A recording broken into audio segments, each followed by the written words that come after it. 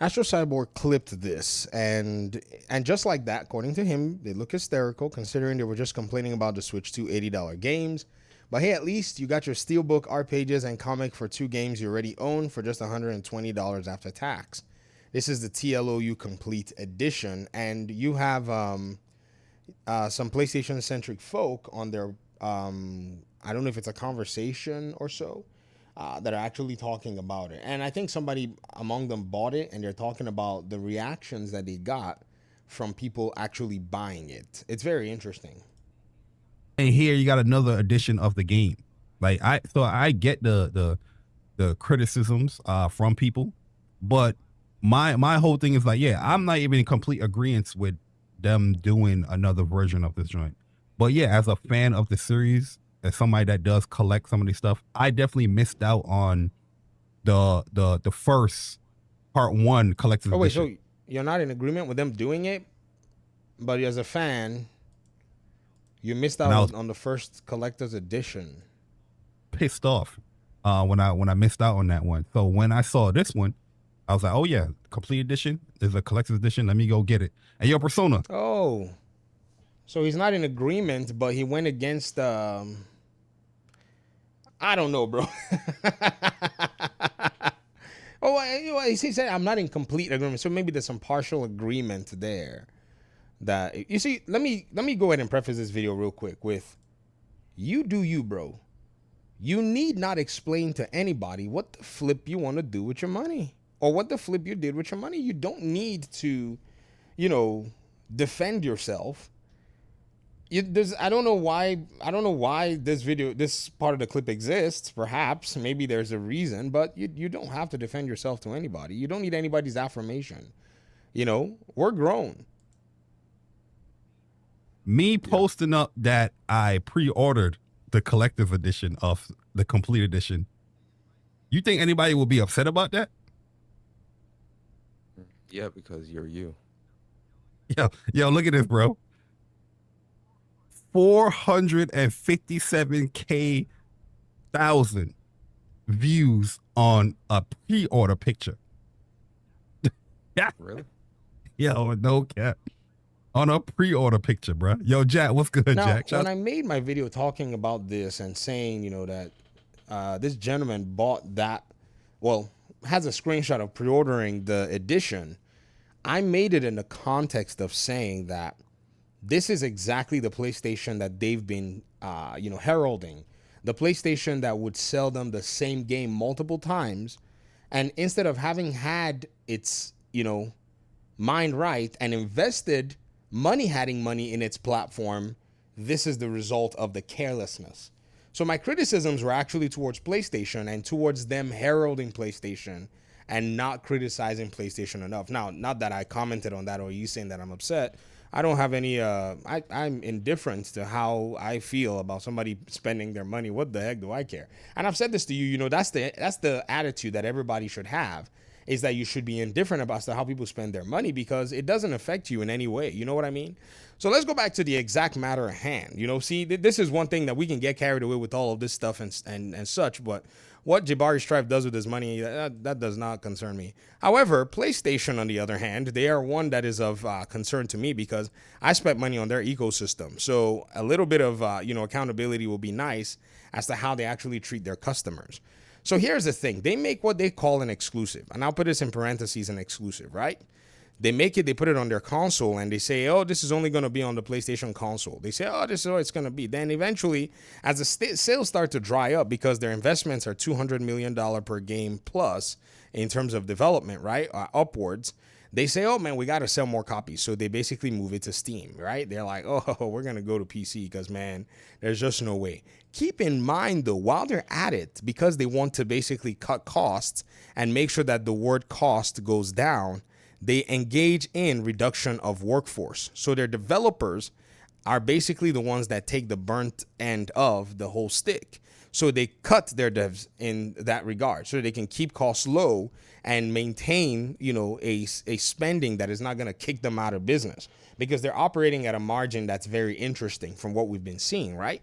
Now, instead of them to say, okay, let's make this game available to more gamers out there, which there is a console called the Xbox, but PlayStation does not acknowledge this console unless it's expedient for their survival. For instance, with MLB The Show and Marathon and Death Stranding, yee-hoo, all these games though. But let's just put that for a different conversation, and then we'll talk about the intricacies of that later. They just act like Xbox doesn't exist. Nah, man, this doesn't exist. So they create another version of this exclusive, right? And they go ahead and sell it back again to the customers, having packaged it differently.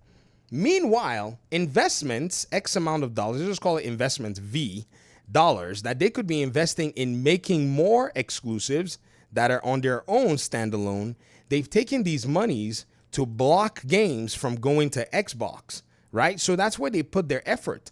Rather than investing the money into more exclusives, no. They've basically mishandled and misappropriated funds because they wanted to delete a competitor from their own space, not realizing that if this competitor actually matched their energy, blam, they'd be out of business, because this competitor only basically just fainted, like, that kind of like, that's a jeg, and bought Activision, and they literally lost their collective minds. You feel me? This competitor that they're doing everything to wipe out of business literally gave them a little feint, like with just the purchase of Activision Blizzard King, and they ran into their coffers and started to spell their industry threats and the doom and gloom of their lives. And this is not even Microsoft matching them tit for tat with chasing down exclusives and pulling them into their ecosystem, which is weird. You know what I mean? Like, if they paid, and Microsoft's got the money, if they paid, say, 100 or so, whatever million, I don't know how much they paid for Final Fantasy, if they paid it to Square Enix would have easily told PlayStation bye. They would have ripped the agreement to shreds for all that money. But Xbox probably was not successful in doing that, or was not interested in doing that. And they went straight for the big dog. And once they got it, PlayStation's boss was flying around the country. And yet, this is where the PlayStation-centric, commentators and talking heads, this is what they want to focus on, as to people getting upset that they bought a $200 version or $120 version of a collector's edition for a rehash of a remake that could have been made, while PlayStation has closed multiple studios as of 2024. Multiple studios got closed. That this investment of V dollars could have been funding projects and games with these 2024 studios that were closed, and bringing more exclusives to the ecosystem. But somewhere, somehow, we're worried, or someone is worried, as to them buying a collector's edition of the game. Yes. This is the gaming conversation in 2025. Do you see what I mean? Do you see exactly why sometimes it's a little weird and it's a little strange? I think what may have happened is that the PlayStation talking heads have successfully pretty much put PlayStation out of relevance, because there just is nothing that anybody can say right now about the platform, because it's pretty much blown, a lot of its chances and misappropriated its, resources, in my opinion. Think about it. $3.6 billion on Bungie, and look at the reaction that it gets. Tepid reaction. Even when, what's funny with Activision Blizzard is even the haters still buy their games.